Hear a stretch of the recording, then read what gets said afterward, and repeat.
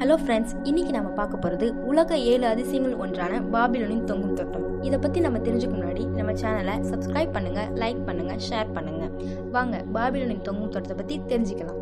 பாபிலோனின் தொங்கும் தோட்டம் செமிராமிஸின் தொங்கும் தோட்டம் எனவும் அழைக்கப்படுகிறது.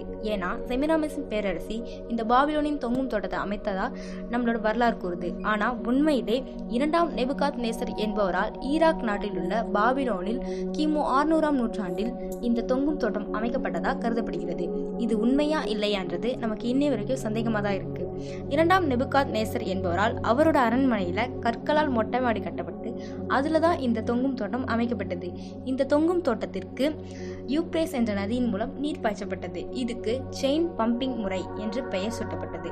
இந்த அதிசய தோட்டத்தின் உயரம் 75 அடி உயரமாகவும் இதன் தடிமன் 22 தடிமனாகவும் 10 கூடங்களும் கொண்டவையாக இருந்தது. இந்த அதிசய தோட்டத்தில் பல மரங்கள், சொடார், பைன், ப்ரூஸ் போன்ற மரங்களும் வண்ண செடிகளும் வளர்க்கப்பட்டதால் இது நவீன யுகத்தின் மாடிப்பூங்கா என்று அழைக்கப்படுகிறது. பெரோசஸ் என்பவர் தான் கிமு 290இல் முதலாக பாபிலோன் தோட்டம் பற்றி குறிப்பு எழுத ஆரம்பித்தார். வருங்காலத்தை முன்கூட்டியே தெரிவித்ததாக கூறப்படும் தீர்க்கதரிசி டேனியல் என்பவரின் குறிப்புகளில் தொங்கும் தோட்டம் பற்றி தெளிவாக கூறப்படுகிறது. இசட்ரோபா, டயடோரஸ், சிபுலஸ் போன்ற கிரேக்க வரலாற்று ஆசிரியர்கள் தொங்கும் தோட்டம் பற்றி அகழ்வாராய்ச்சி செய்துள்ளனர்.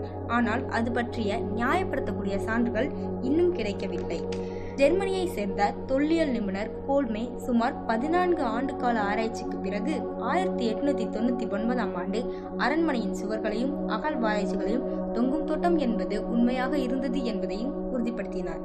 டயடோரஸ் என்பவர் தனது ஸ்டேசியஸ் ஸ்டீனஸ் என்னும் நூலிலும், கியூட்டஸ் கியூரியஸ் என்பவர் தனது அலெக்சாண்டர் தி கிரேட் என்ற வரலாற்று நூலிலும் பாபிலோனின் தொங்கும் தோட்டம் பற்றி குறிப்பிட்டுள்ளனர். வரலாற்று தந்தை என்று அழைக்கப்படும் ஹெரோடோட்டஸ் எழுதிய தொங்கும் தோட்டத்தின் வர்ணனை மிகவும் புகழ்பெற்றதாகும். இந்த தொங்கும் தோட்டம் 2ஆம் நேபுகாத்நேசருடைய மனைவி அமேடிஸ் என்பவரின் ஆசைக்கிணங்க உருவாக்கப்பட்டது என்று கூறப்படுகிறது.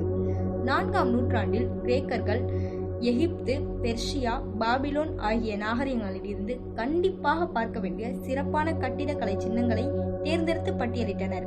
இதில் பாபிலோனின் தொங்கும் தோட்டமும் அடங்கும். இதுதான் உலகின் முதல் பயண கையேடு ஆகும். இது பிற்காலத்தில் 7 உலக அதிசய பட்டியலாக உருவானது. இது மாதிரி இன்னும் நிறைய விஷயங்களை தெரிஞ்சுக்க நம்ம சேனலை சப்ஸ்கிரைப் பண்ணுங்க, லைக் பண்ணுங்க,